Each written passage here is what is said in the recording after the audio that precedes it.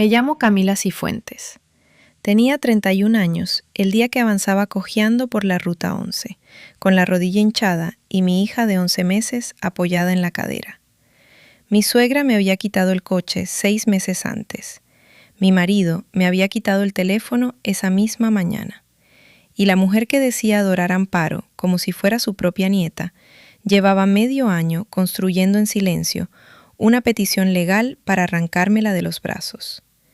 Tenía un médico dispuesto a declararme inestable. Tenía el título de mi coche bajo llave en el cajón de su escritorio. Tenía amigas de la iglesia que se creían cada palabra que salía de su boca. Lo que ella no sabía era que yo también había estado llevando mis propios registros. 52 entradas en formato clínico, cada una con fecha y firma.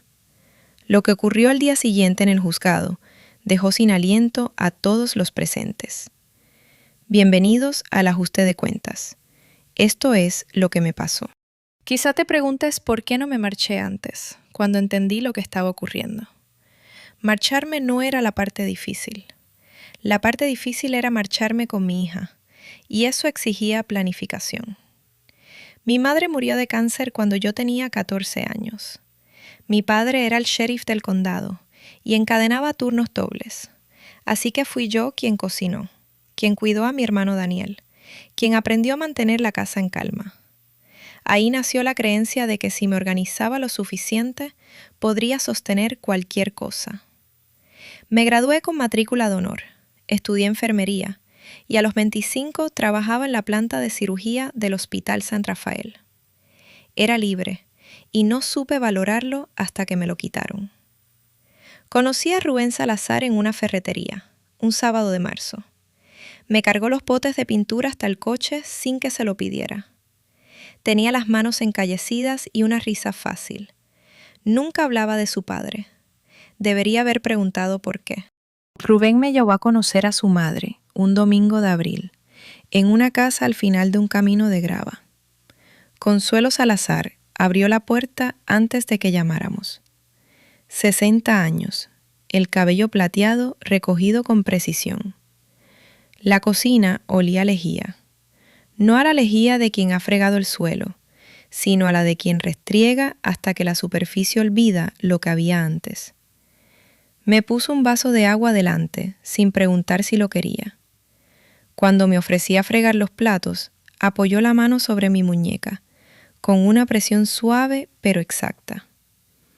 «Ay, cariño, deberías estar agradecida de que te recibamos aquí», lo dijo sonriendo. Yo lo escuché como se escucha un detector de humo en casa ajena. Todavía no era mi problema. Nos casamos en octubre. Rubén propuso que nos mudáramos a casa de su madre, solo hasta reunir la entrada de un piso. Los 3 primeros meses fueron llevaderos. Después, las cosas cambiaron poco a poco. La llave de mi coche desapareció del gancho junto a la puerta. Consuelo dijo que la había guardado por seguridad. Pronto vivía en su bolso. Ella me llevaba a donde necesitara ir. Así ahorramos gasolina, decía. Luego sugirió que ingresara mi sueldo en una cuenta conjunta. Rubén dijo que sí antes de que yo pudiera abrir la boca. Le respondí que prefería conservar mi propia cuenta. Consuelo sonrió. «Por supuesto, cariño, si eso es lo que necesitas». Esa noche, Rubén me dijo que había avergonzado a su madre. Me disculpé. La sucursal del banco más cercana estaba a 8 kilómetros. Ya no tenía coche para llegar. Mi padre vino a visitarnos en diciembre. Consuelo tenía la casa preparada. Galletas, velas de canela y a mí con un jersey que ella misma había elegido. Controló los asientos, la conversación y cada silencio. Quise decirle algo a mi padre, pero Consuelo no salió de la habitación ni un momento. Cuando él se marchó, en el porche me abrazó y me dijo lo único que importaba. «Ya sabes mi número. Cuando quieras», significa también a las 3 de la mañana. Volví a entrar. Consuelo ya estaba fregando su taza. En febrero me quedé embarazada. Consuelo me traía infusiones, me frotaba la espalda y luego llamó a mi supervisora para decirle que yo estaba de baja médica, sin consultármelo. Poco después descubrí una aplicación de GPS instalada en mi teléfono sin mi consentimiento. Cuando pregunté, Consuelo la dio la cabeza. ¿No estará siendo un poco paranoica? No dije nada. Eso era estrategia, no rendición. A la mañana siguiente revisé mis contactos. El número de mi padre había sido borrado. Amparo nació un martes de agosto, 3 kilos justos. La sostuve contra el pecho y comprendí lo que significa la palabra incondicional. Consuelo llegó al paritorio 40 minutos después, sin que nadie la llamara, y cogió a Amparo antes de que yo terminara la primera toma. Mi nieta, le dijo a la enfermera. No su hija, mi nieta. Solo mi nieta. Cuando intenté llamar a mi padre desde el teléfono de la cabecera, Consuelo tomó el auricular con suavidad. Deberías descansar. Durante las semanas siguientes, Consuelo decidió cuándo comía Amparo, cuándo dormía y quién la cogía en brazos. Hizo un cuadro de tomas, como si Amparo fuera una paciente y ella la enfermera jefe. Yo era enfermera titulada y me explicaban cómo cuidar a mi propia hija. En octubre llegó el doctor Ricardo Fuentes, médico de familia de Consuelo y amigo de la iglesia. Me hizo el cuestionario PHQ-9, una evaluación de depresión. Consuelo observaba desde el umbral. Respondí como documentaría mi propia valoración. Vínculo con Amparo excelente. Sueño alterado dentro de lo normal. Angustia en 3 sobre 10. El doctor parpadeó. No estaba acostumbrado a pacientes capaces de leer su propio historial. Es muy bueno ocultándolo, doctor, intervino Consuelo. El domingo siguiente la vi entregarle un sobre en el aparcamiento de la iglesia. No era una familia preocupada por mí. Era un expediente. Para noviembre, mi mundo tenía las dimensiones de aquella casa. Sin coche, sin trabajo, sin teléfono, sin acceso a mis ahorros. Mi padre llamaba al fijo todos los domingos. Consuelo respondía que yo estaba durmiendo. Trabajaba la comunidad como la erosión trabaja una ladera. Despacio, constante, invisible. Les decía a las mujeres de la iglesia que yo tenía problemas de posparto. Enviaba fotografías mías. Yo con el pelo sin lavar, ojeras, manchas de leche, con pies de foto que incluían fecha y hora. La mujer de esas fotos estaba agotada, pero no se estaba derrumbando. La estaban desmantelando. Empecé a escribir un martes de diciembre. Una libreta de tapa azul escondida en una caja de compresas debajo del lavabo. Consuelo inventariaba la cocina, los armarios, los cajones, nunca los productos de higiene femenina. Usé el formato SOAP, subjetivo, objetivo, evaluación, plan. Entrada 1. Vehículo confiscado. Teléfono intervenido con rastreo. Empleo cancelado. Cuenta inaccesible. Evaluación, control coercitivo.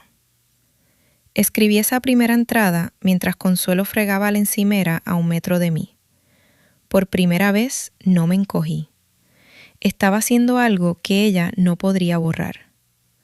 La oportunidad llegó en la consulta del pediatra. Consuelo esperaba afuera. Usé el teléfono del pasillo. Me facilitaron el número de Patricia Otero, una abogada que llevaba casos pro bono. Lo memoricé. En las semanas siguientes hice 4 llamadas desde teléfonos ajenos. Patricia escuchó mis 47 entradas sin interrumpir. Cuando terminé, dijo: «Esta es la documentación de control coercitivo más organizada que he recibido de una clienta». «Es que redacto historiales médicos», respondí. El plan. Salir primero. Luego, orden de protección y custodia. Y añadió lo que puso en marcha el reloj. Si Consuelo presenta su petición antes de que te muevas, serás tú quien tenga que defenderse. Esa semana, un jueves, día del estudio bíblico de Consuelo, la llave del cajón estaba pegada bajo el borde de la mesa, en lugar de dentro del cajón de la cocina. Solo está oculta para quien no está mirando. Abrí. Debajo de la cartilla de amparo había algo más. 3 documentos. El primero, una petición de custodia con membrete de Castaño y Duarte. Psicosis posparto. Riesgo para la menor. Sin firmar. Fechada 12 días atrás. El segundo, el título de mi coche, que Consuelo me había dicho que estaba en la Dirección General de Tráfico. Nunca había salido de ese cajón. El tercero, una carta del doctor Fuentes, dirigida al juez. No tenía autorización para diagnosticar una psicosis posparto. Fotografié cada página y lo devolví todo en el orden exacto. Consuelo advirtió el cambio. «Pareces diferente, Camila», me dijo. Esa noche, a través de la rejilla del suelo, escuché su voz. «Deberíamos presentar esa petición esta semana». Yo estaba en el pasillo a oscuras, con el corazón en la garganta. El reloj ya no hacía tic-tac. Estaba sonando. A la mañana siguiente tomé una decisión. Me desperté antes que nadie, vestí a Amparo y preparé una bolsa. Pañales, leche, ropa, la libreta envuelta en plástico. A las 8 caminé hacia la puerta. Rubén estaba en el umbral. «¿A dónde vas?» «A dar un paseo». «Mamá dice que deberías quedarte dentro». Se movió para bloquear la puerta y me agarró del brazo. Mi pie tropezó con el marco. La rodilla golpeó la madera con un crujido seco. Caí de lado, protegiendo a Amparo. Ella se puso a gritar. Me levanté. Rubén me soltó y se quedó mirando su propia mano, como si no le perteneciera. Cogí a Amparo, agarré la bolsa y salí. La ruta 11. 2 carriles sin acera, arcenes de grava. El calor de julio ya golpeaba a las 8:15. Cojeaba. La rodilla derecha se hinchaba bajo la piel. Amparo en la cadera. El pueblo a 3 kilómetros. Mi padre a 12. No podía recorrer 12 con una bebé y una rodilla destrozada. Llevaba 20 minutos andando cuando oí un motor. Una Ford F-150 azul. Conocí esa camioneta como mi propio latido. Aminoró. La ventanilla bajó. Mi padre miró mi rodilla. El músculo de la mejilla se le tensó, igual que cuando estuvo junto al ataúd de mamá. «Camilita, ¿dónde está tu coche?» «Se lo quedó mi suegra. Dijo que debería estar agradecida de que me dejaran vivir allí». Mi padre guardó silencio. El motor en marcha. 3 segundos. 4. «Sube. Esto se acaba esta noche». Lo dijo como decía luces apagadas, cuando yo tenía 9 años. Tranquilo, definitivo, inapelable. La silla de coche seguía en la parte trasera, por si acaso. Até a Amparo. Subí. Cerré la puerta. «Cuéntamelo todo». Y lo hice. Me senté en mi silla de siempre, en la cocina de mi padre, y se lo conté todo. 6 meses de llaves desaparecidas, números borrados, rastreo, y un médico que redactaba cartas para las que no estaba cualificado. Mi padre escuchó con las manos entrelazadas, como cuando alguien llegaba a comisaría a presentar una denuncia. Me hizo 2 preguntas. «¿Te golpeó?» Me agarró del brazo. Caí. «Amparo, ¿estás segura ahora mismo?» «Está en tu salón, papá». «¿Estás segura?» Esa noche mi padre llamó a Patricia Otero. Ya tenía su número. Lo había buscado cuando Consuelo interceptó sus llamadas del domingo por 4º mes consecutivo. 30 años en las fuerzas del orden le habían enseñado a reconocer el aislamiento. Patricia llegó a las 7. Le entregué mi libreta. 52 entradas. La leyó sin apartar la vista. La cerró. Presentamos mañana. Tu documentación es la pieza central. Miró mi rodilla. Fotografía eso esta noche. Luego me miró a los ojos. Cuando declares, habla como documentas. Llevo 5 meses haciéndolo. Lo sé. Por eso vamos a ganar.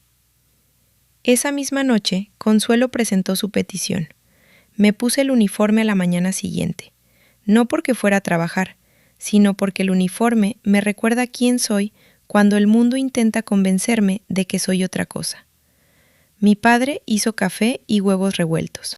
Patricia llegó con una carpeta armada, mis entradas impresas e indexadas y las fotografías del escritorio de Consuelo en papel brillante. El juzgado de familia del condado de Santa Ana. Consuelo ya estaba allí. Blazer gris carbón, pendientes de perlas, postura perfecta. Rubén a su lado. En la fila de atrás, una amiga de la iglesia. Emilio Castaño revolvía papeles en la mesa del demandante. Me senté junto a Patricia en la mesa de la defensa. Coloqué la carpeta, entrelacé las manos. El juez Fernando Prieto entró a las 10:03 y anunció que ambas peticiones se verían de forma consecutiva. Emilio Castaño presentó la carta del doctor Fuentes, las fotografías y declaraciones desconocidas de la iglesia. Luego, Consuelo subió al estrado. Fue magnífica. Lloró en los momentos exactos. Solo quiero que la niña esté segura. La madre es una buena chica, pero no ha estado bien.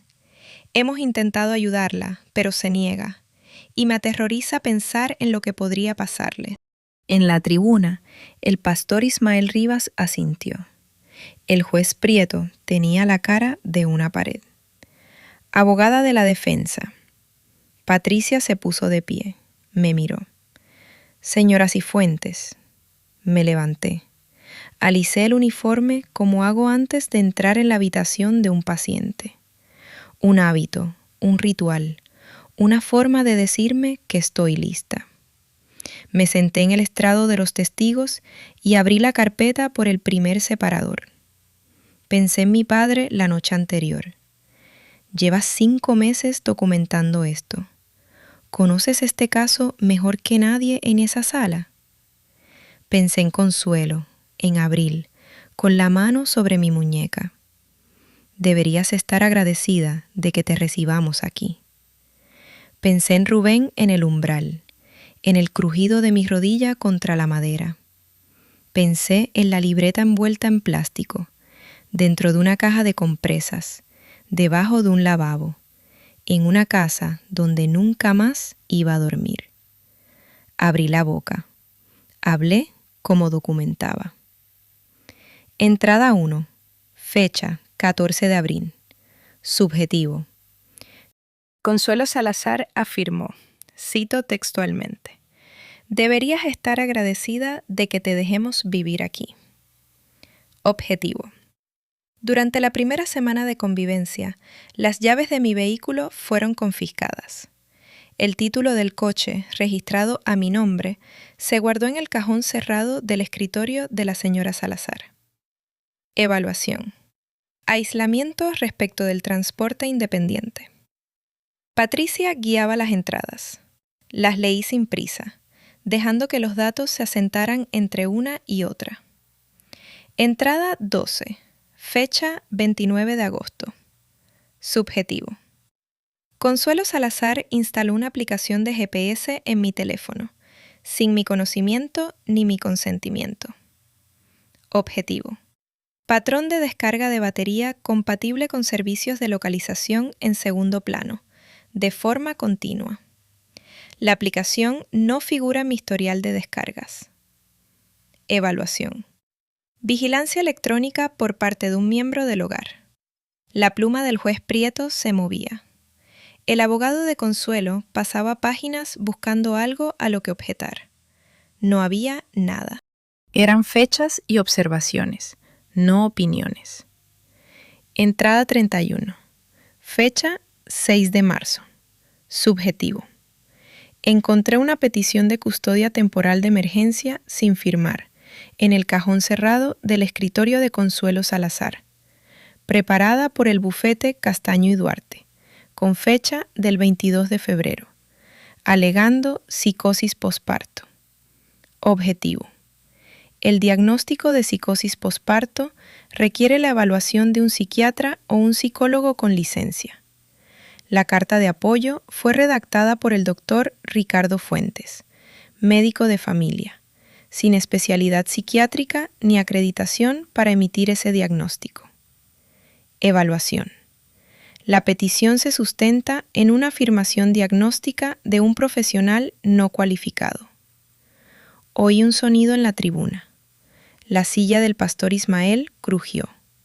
Su expresión había cambiado. Ya no asentía. Patricia me entregó las fotografías impresas. La petición de custodia junto al título del coche. Ambos sacados del escritorio de Consuelo. Esta es la petición que preparó para llevarse a mi hija. Y este es el título de mi coche, a mi nombre, que ella me dijo que estaba en la Dirección General de Tráfico. La sala guardó silencio durante 4 segundos. Consuelo se levantó. Emilio Castaño intentó agarrarle el brazo. Ella lo apartó. Eso es mentira. La voz se le quebró en la segunda palabra. Entró en mi escritorio. No tenía ningún derecho. Señora Salazar, se lo advierto. Crié a ese chico. Les di un techo. Les di todo. Y así es como me lo paga. Señora Salazar. La voz del juez Prieto era el sonido de una puerta al cerrarse. Siéntese, o haré que la retiren de la sala. Consuelo temblaba, las manos apretadas contra los costados. Podía ver los tendones de sus muñecas, crestas blancas bajo una piel que olía, incluso desde 5 metros, a lejía. El mismo ritual, el mismo intento de controlar cada superficie, pero ésta no podía controlarla. Está enferma, dijo en un susurro rascado. Os está manipulando a todos. Se dejó caer en la tribuna. El pastor Ismael se recostó en su silla. Las manos ya no las tenía cruzadas, reposaban abiertas sobre sus rodillas, inciertas. Yo seguía en el estrado, con la carpeta cerrada, las manos entrelazadas y la respiración acompasada. Esperé. El contraste era físico, visible, total. Consuelo temblaba. Yo estaba quieta. El poder se había invertido. El juez Prieto leyó sus notas durante 90 segundos.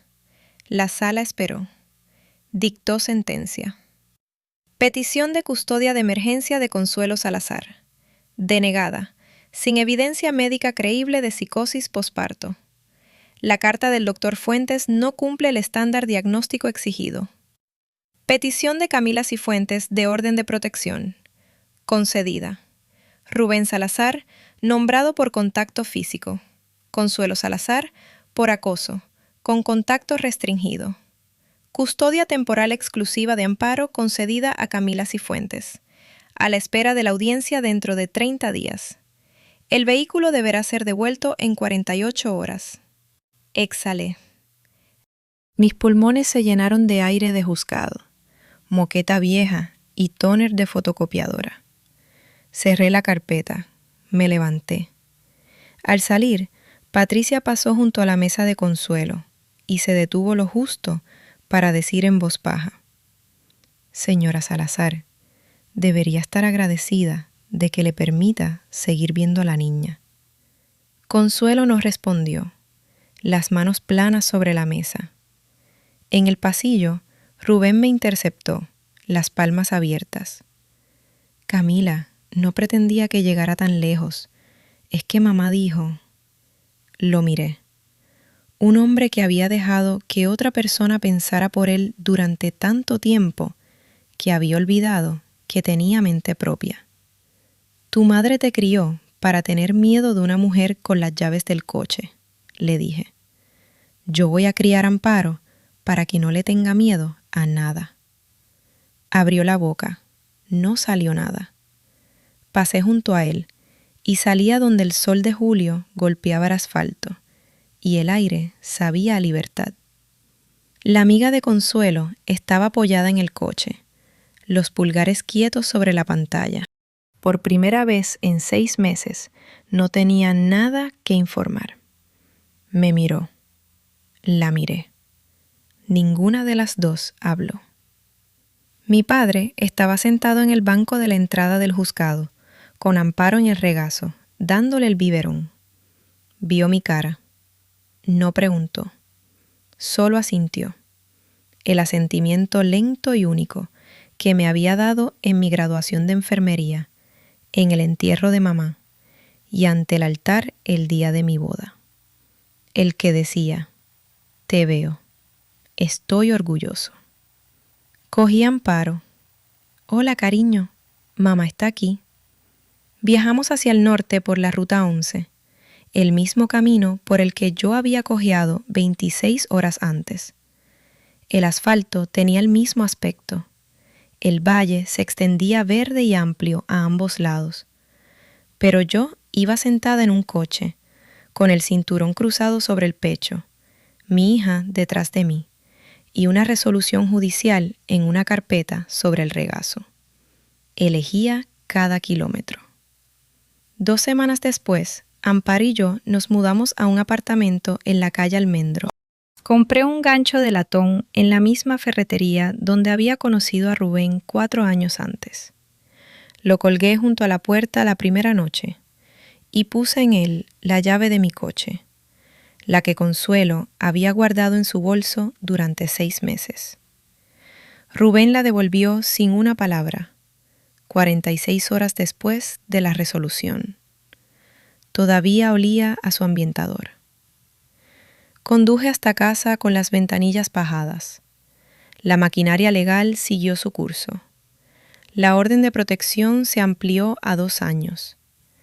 La petición de Consuelo fue desestimada con perjuicio.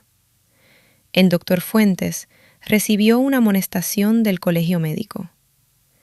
Consuelo fue nombrada en la orden por vigilancia electrónica. Rubén se declaró culpable de agresión simple y de asistir a un programa de control de la ira.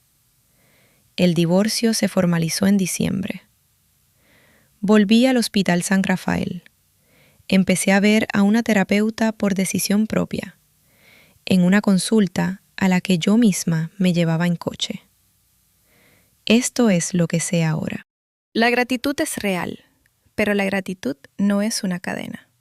Nadie tiene derecho a decirte que deberías estar agradecida por el techo que usa para atraparte. Las llaves de tu coche son tuyas, tu teléfono es tuyo, tu hija está contigo, y la puerta que cierran por fuera siempre ha podido abrirse desde tu lado. Solo tienes que decidir empujar. Esta es mi historia. 6 meses de lejía y cajones cerrados. Un camino, una libreta y un padre que apareció en el momento justo. No para salvarme, sino para recordarme que yo podía salvarme a mí misma.